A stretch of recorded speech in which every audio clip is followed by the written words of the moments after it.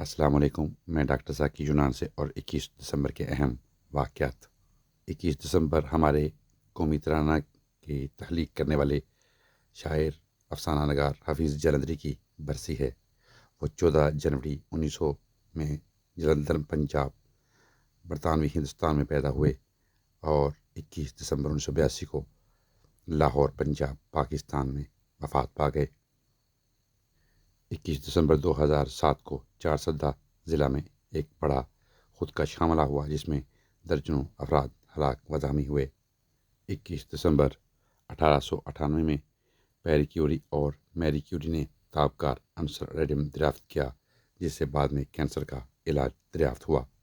21 دسمبر 1973 کو عرب اسرائیل تنازع کا حل کرنے کے لیے جنیوا کانفرنس کا آغاز ہوا۔ 21 دسمبر 1979 کو زمبابوے میں آئین نافذ کیا گیا۔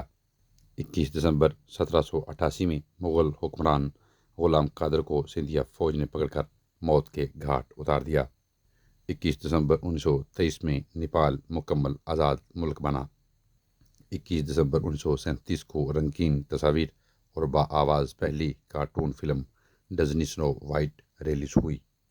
21 دسمبر کے حوالے سے یہی معلومات تھیں۔ اجازت دیجیے، اپنا بہت سا خیال رکھیں۔ ٹیک کیئر، اللہ حافظ۔